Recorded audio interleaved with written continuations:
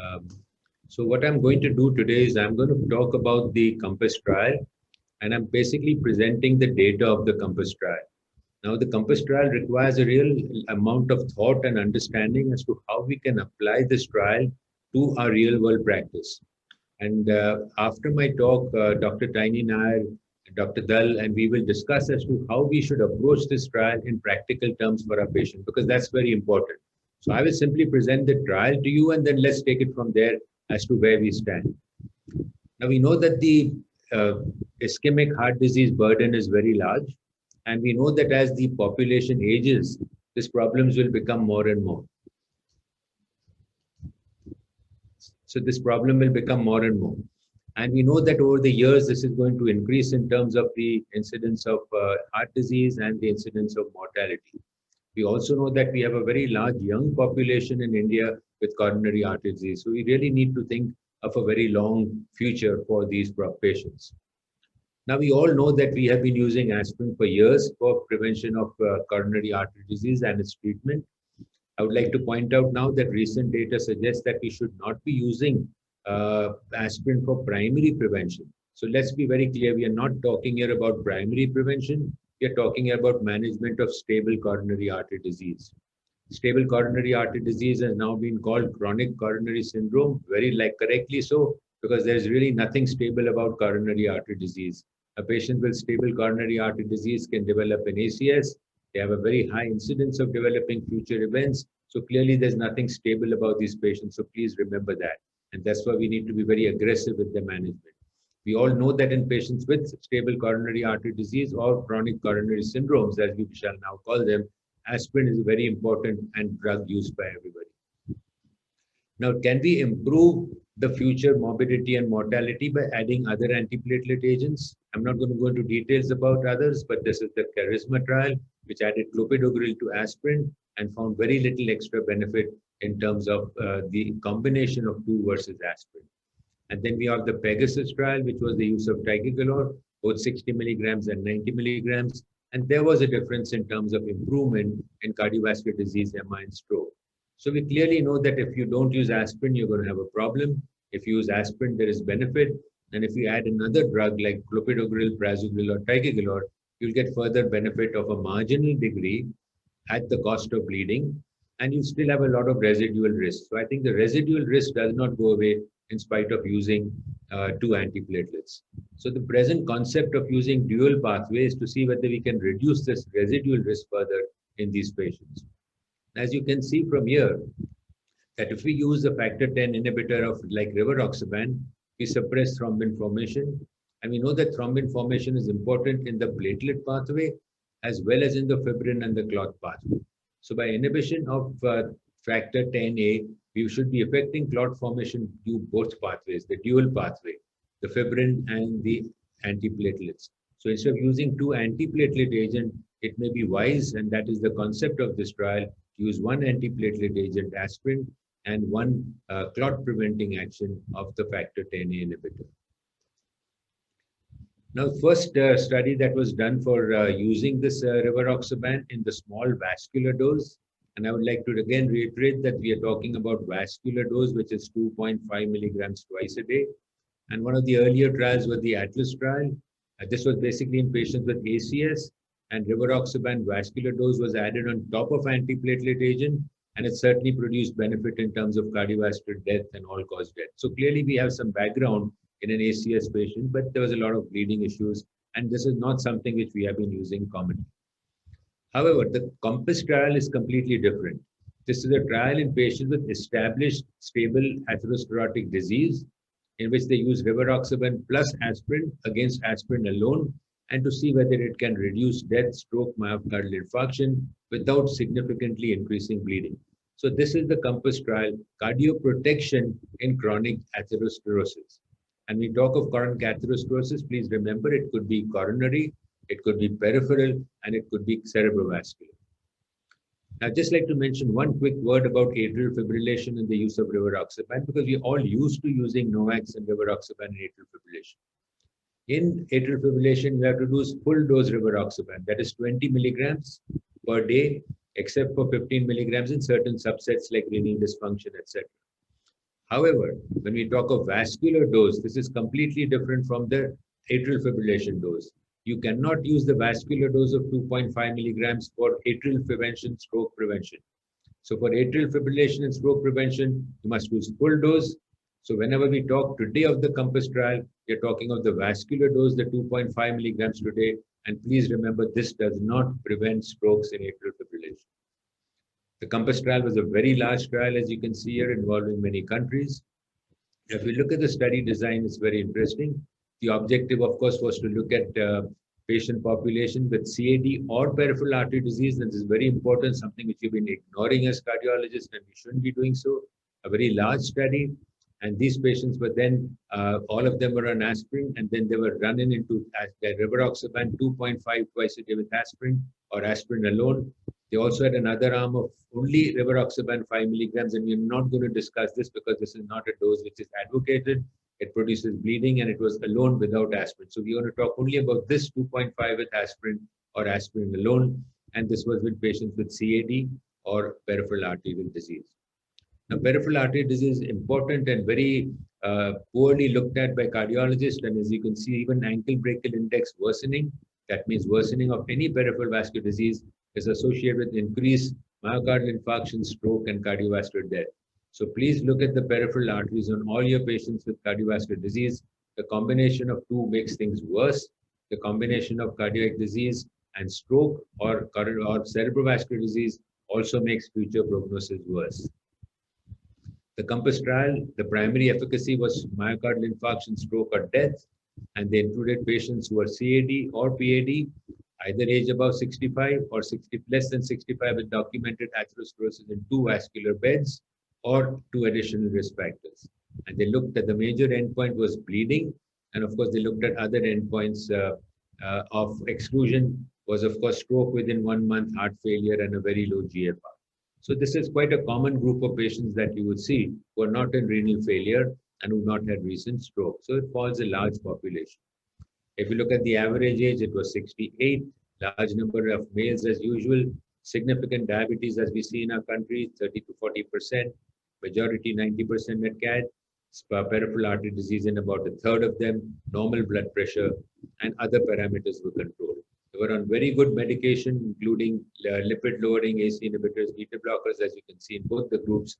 So that was not an issue in terms of the patients. Now, if you look at the primary outcome, MI, stroke, or cardiovascular death, and you can see that it's maximum when you use aspirin, and when you use RIVAROXABAN plus aspirin, that's 2.5 milligrams, it is significantly less. As I mentioned to you, I'm not going to discuss further about 5 milligrams alone. So the primary endpoint, there was a 24% reduction of MACE, for 18% reduction in mortality, and a net benefit, that means bleeding versus risk of benefit of 20%. So the significant net benefit of this study. If you break down these 3 endpoints and look at cardiovascular death, stroke, of course, significant as I showed you. If you look at cardiovascular death, it's again 0.02 p-value. If you look at stroke, highly significant. Myocardial infarction, the numerical less, did not reach significance. If you look at the safety endpoints, which is extremely important, if you look at the primary safety, that is bleeding, yes, of course, there was more bleeding. If you see the aspirin plus RIVAROXABAN, 3.1% compared to 1.9 with aspirin. But if you look at the intracranial hemorrhage, not significant. If you look at fatal bleeding, not significant. So clearly what it does is that it produces extra bleeding, and which is no doubt.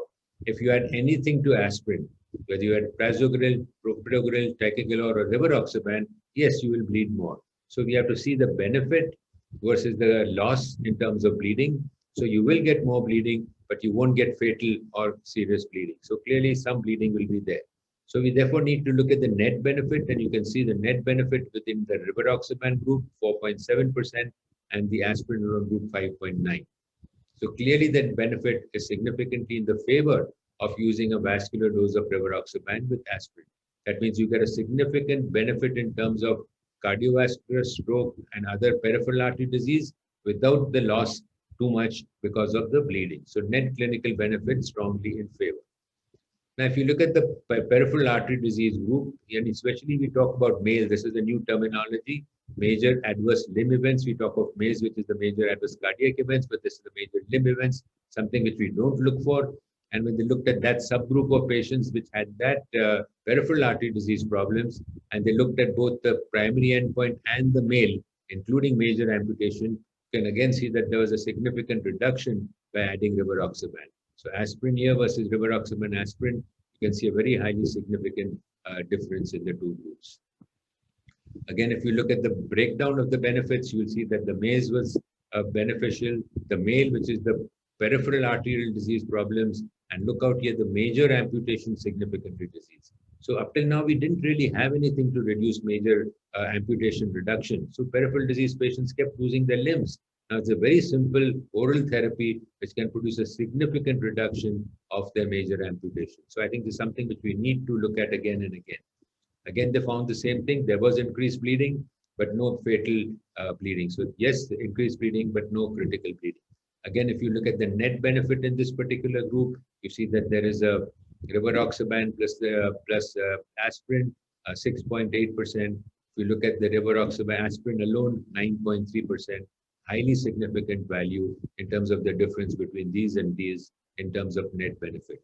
So for every 1,000 patients with PAD treated, aspirin plus AS with aspirin and rivaroxaban, there's 27 maize or male events would be prevented. So I think it's very important to remember that you get a significant benefit for everything.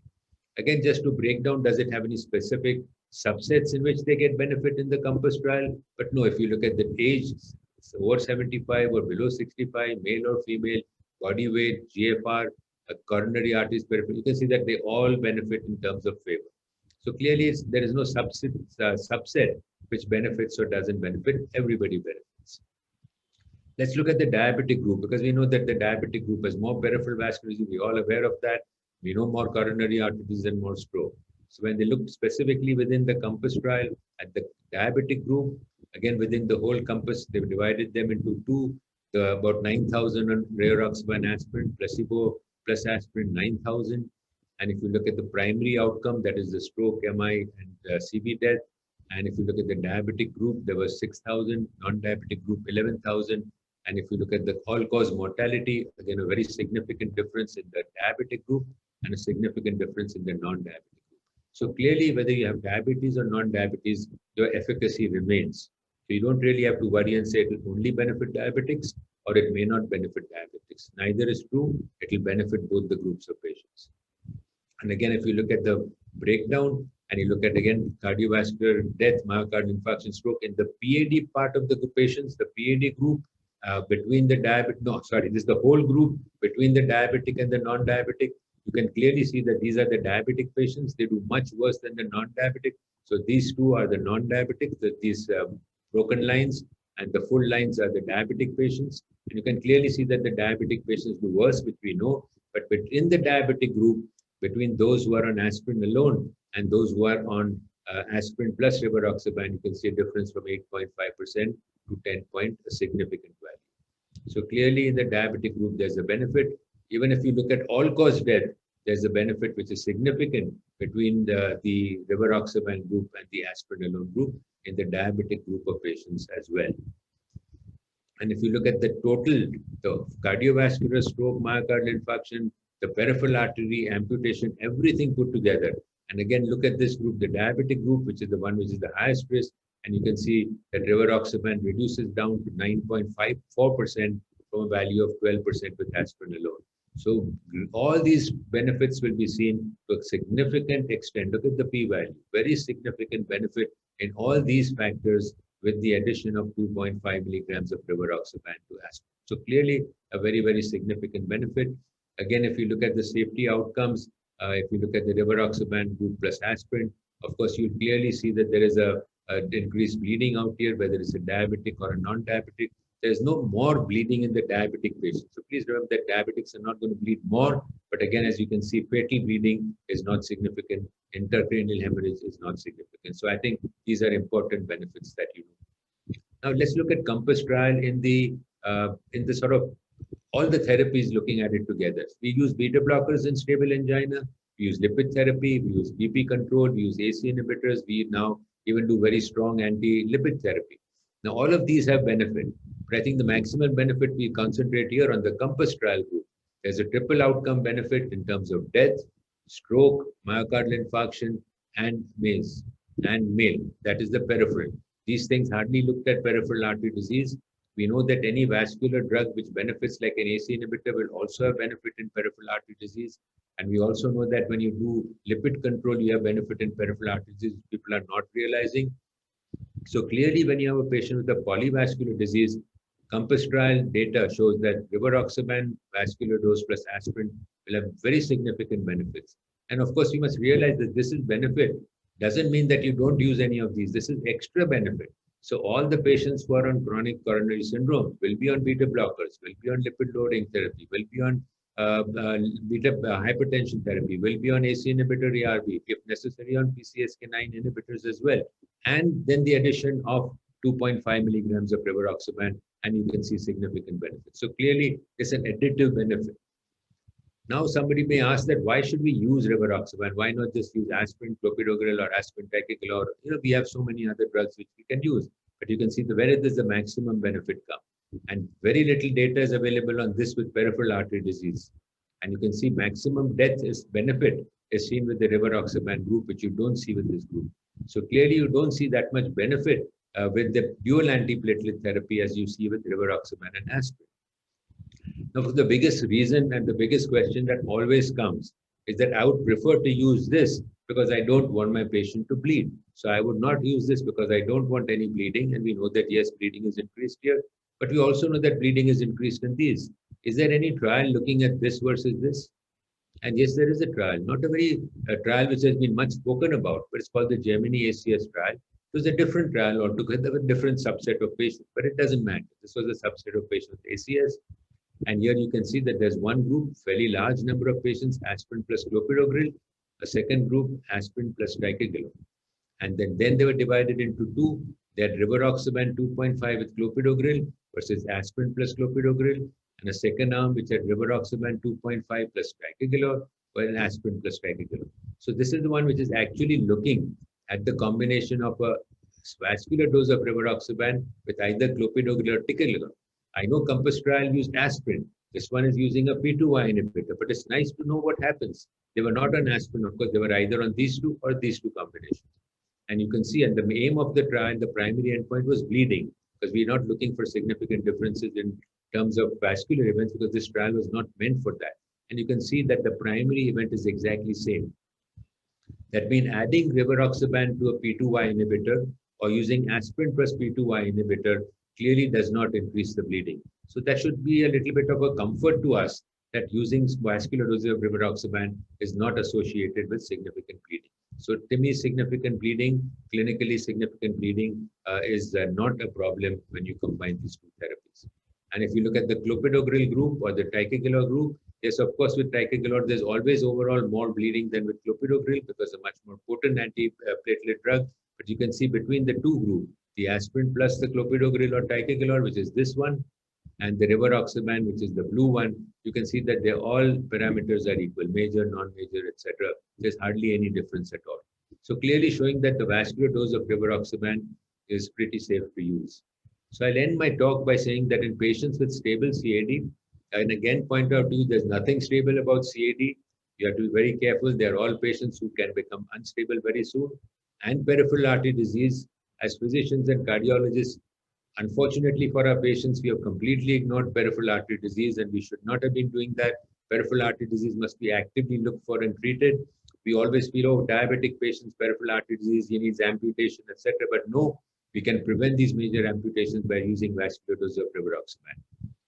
So rivaroxaban, vascular dose plus aspirin, reduces cardiovascular death, stroke and MI, reduces mortality, very, very important. That means your bleeding issues are not much. If the bleeding issues were more, the patient would not survive and the mortality would be high, but this reduces total mortality, reduces ischemic limb and amputation. There is some increase in bleeding, no doubt about it. We have to accept the benefit at some amount of problems, but clearly does not increase critical bleeding, so they don't have fatal bleeding or intracranial bleeding and death. And clearly the net benefit is associated with that. So clearly the dual pathway inhibition of low-dose rivaroxaban aspirin is a very attractive, but unfortunately very poorly used form of therapy. And that's why we are having this discussion today, to see why these patients should not and which patients should be on this. So I think we will now move on to Dr. Tainar, and he's going to sort of dissect and look at this in a much more complex way and help us to judge which patients we should use and why we should use. And I think he's fully open to criticize the trial as well if he feels necessary.